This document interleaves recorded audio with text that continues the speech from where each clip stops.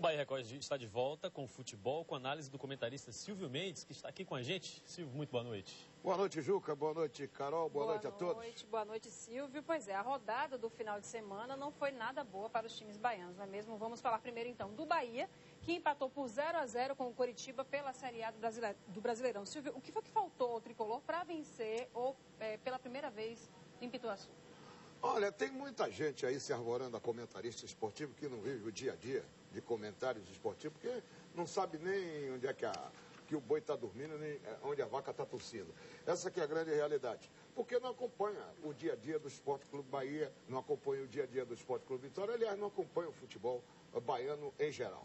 O detalhe é o seguinte, eu acho que o que está pegando para o Bahia em Pituaçu, eu fiz uma análise psicológica, é o assodamento da torcida do Bahia, é a torcida do Bahia acossando de uma maneira cruel aos seus jogadores, que os jogadores ficam preocupados em acertar lá embaixo. Então, essa coisa de estar pressionando o jogador está arruinando o time do Bahia nos jogos de Pituaçu. Agora, é preciso ter coragem de dizer isso. E eu não tenho telhado de vidro, eu venho aqui e digo abertamente para o torcedor baiano aquilo que penso. E no momento que eu estou pensando é isso. A torcida do Bahia precisa parar de estar pressionando o jogador. Eu já conversei com 2 ou 3 jogadores do Bahia e há uma condição máxima de preocupação desses jogadores até de ir num shopping, até de ir num supermercado, com medo de ser agredido por torcedor do Bahia. Por quê? Porque o time não ganha dentro de casa, porque o jogador pega na bola, o torcedor fica gritando, passa a bola, larga a bola, lá vem ele, é ladrão. Fica cheio de técnicos, né, Silvio? Quando o Bahia joga lá fora é outra coisa. Aquele time que nós estamos vendo no papel, que não é um time ruim, é ruim para quem não jogou bola e se arvora comentarista. Essa que é a grande realidade. Não é um time ruim no papel, mas na prática lá fora é melhor do que aqui dentro. Porque lá fora está jogando sem a pressão da torcida. Lá fora o Bahia já conquistou 2 vitórias, aqui não conseguiu nenhuma, porque aqui é uma preocupação total do torcedor em ficar pressionando o jogador. Mas ainda assim a torcida tricolor continua sendo a maior em Claro, lógico, né? estenda-se um tapete vermelho para essa torcida do Esporte Clube Bahia, média de público extraordinária em todo o país, mas é preciso mudar o comportamento do torcedor em Pituaçu. É preciso ajudar. A torcida do Bahia, que está comparecendo em Pituaçu, e que, aliás, está diminuindo, porque nós só tivemos ontem 21 mil pessoas pagando ingresso, essa torcida que está diminuindo e que comparece a Pituaçu precisa mudar o comportamento, ajudar o time do Bahia. Não está ajudando em casa, porque a pressão, esse assodamento, está levando, volta a frisar, jogador do Bahia a ter medo de ir até no supermercado. Quanto mais acertar lá embaixo nos jogos em Pituaçu. Agora, Silvio, como você falou, a torcida pressiona e pressionou também para a saída de René Simões. Você acha que ele ainda continua prestigiado? Como é que você avalia? Prestigiado entre aspas. Essa pressão que a torcida ela vivencia nos jogos de Pituaçu passou dos jogadores agora para o treinador. Mas isso é porque tem alguns segmentos de imprensa que trabalham em cima disso. E muda jogador, muda treinador, muda, mas há um bem constante com os homens de direção. Mas para jogador e para o treinador é uma mudança constante. E essa coisa dessa mudança toda hora no futebol da Bahia e que não leva o nosso futebol a lugar nenhum. O futebol que é regido pelo imponderável. Mas a gente não pode ter esse assodamento de estar mudando toda hora treinador, de estar mudando toda hora um time de futebol. Se você for analisar, o lado do Vitória é a mesma coisa, do lado do Bahia tem um bom time no papel, mas na prática é isso aí. Essa preocupação no Pituaçu que não acerta. A gente está vendo aí imagens, lances, né, do jogo do Bahia contra o Coritiba e vendo essas imagens... Isso aí foi logo no início do jogo, aí o Júnior perde olha a defesa que o goleiro do Coritiba faz no chute do Avni, essa defesa também do Marcelo Lomba, aí o jogador Bill passa pela bola, não foi um jogo ruim. A verdade é essa, o Bahia não praticou um jogo ruim. Agora, vendo essas imagens, o que você diria que precisaria mudar, né, para o jogo de quinta contra o Vasco? Mas vai ter que mudar forçosamente, porque ele vai perder por força de contrato o Carlos Alberto, que é jogador do Fluminense, o Carlos Alberto não vai jogar, o Jobson levou cartão vermelho, está fora do jogo, e o Fael levou o terceiro cartão amarelo.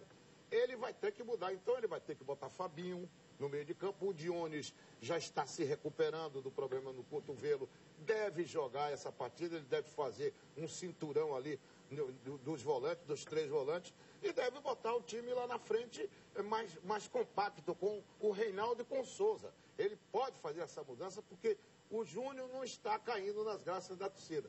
Ontem foi vaiado estrepitosamente em Pituaçu, mas é por causa do esquema.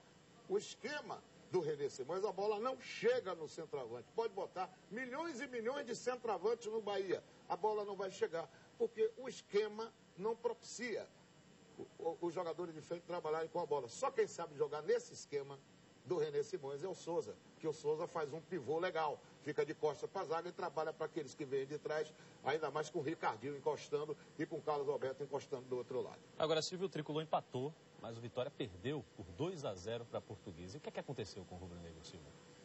Aliás, é muito engraçado, o Vitória botou a culpa na mandinga de Pituaçu, coisa que eu não acredito, porque se isso acontecesse, rapaz, feitiço valesse alguma coisa, o futebol da Bahia só terminava empatado. Alguém já disse essa frase, ninguém era campeão aqui na Bahia. O detalhe é o seguinte, que o Vitória também estava no mesmo problema, no problema treinador. Não é que o René Simões não seja um bom treinador para o Esporte Clube Bahia. É que no momento, com o material que tem na mão, o René está meio perdido. E do lado do Vitória, o Geninho estava mais perdido ainda. Mais perdido do que cachorro de pobre quando cai no caminhão em dia de mudança. Ninguém encontrava. O próprio Geninho não se encontrava na direção técnica do Vitória. O que é que o Vitória fez? Tirou o Geninho. Entregou a Ricardo Silva, que eu sou fã do trabalho desse rapaz, porque esse rapaz, nos últimos tempos, foi quem mais conquistou frutos para o Esporte Clube Vitória, chegando a levar o Vitória na final de Copa do Brasil.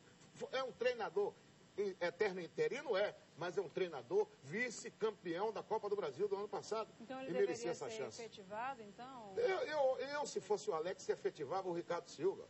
Porque o Ricardo Silva, nós vamos para os números. Vamos nos sustentar nos números. E os números provam que Ricardo foi a melhor coisa como treinador do Vitória nos últimos tempos. Ele amanhã está trabalhando nesse jogo contra o Náutico.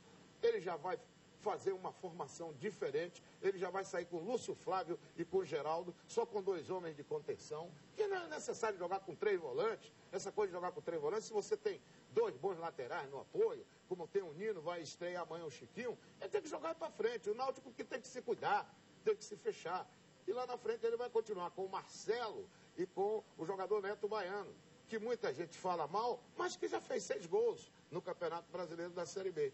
Eu não botaria o Marcelo, que o menino ainda com 21 anos, ainda está meio verde ali no ataque do Vitória. Eu botaria o Marquinhos, que já está voltando de contusão, colocaria o Marquinhos. Mas ele vai preferir botar o Marcelo ao lado do Neto Baiano, vai tirar o Giovani, vai botar o Lúcio Flávio de início com o Geraldo do lado esquerdo, o Zé Luiz e o jogador Rodrigo Mancha. E atrás ele sai com o Nino, o Alisson volta, o Maurício e o Chiquinho, que vai estrear com o goleiro titular Fernando nesse jogo contra o Náutico amanhã no Recife. Agora, Silvio, existe algum outro nome cotado aí para essa vaga de técnico do Vitória? Além de eles estão falando aí no nome de Gilson Kleina.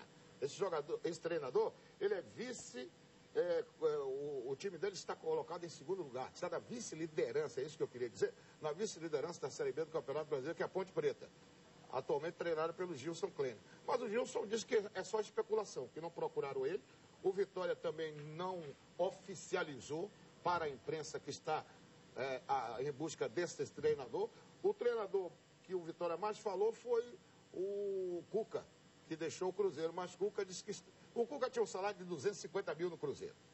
Será que Alex ia pagar isso? E mesmo assim o Cuca está indo para o Al Hilal dos Emirados Árabes. Ele não vai deixar, não vai trocar os dólares pelo real. Se bem que o real está um tanto quanto quase que forte, né? Agora, quase Silvio, que Hulk, mas ainda precisa ficar verde. A gente também vê agora imagens da partida, né? A partida do Vitória foi uma aberração. E é isso. Faltou também o que acontece com o Bahia? Faltou pontaria? Não, mas é isso que falta. Aí culpa os treinadores. O Vitória, ele é armado de um jeito pelo Geninho. De repente, o Geninho tem culpa disso aí. Se bem que o Geninho não estava se dando bem com os jogadores. Juninho não tem culpa de uma falha dessa do Maurício aí, o cara toma, corta pra cá, corta pra lá, bate de perna direita, um jogador que se caracteriza por chutar de perna esquerda, um bom jogador, o Edno, da Portuguesa. Aí fechou o caixão, aí 2-0, já estava 47 minutos do segundo tempo, o Vitória em cima, querendo empatar, perdendo inúmeras chances para empatar o jogo, e acabou amargando esse 2-0 e caindo para a 8ª colocação.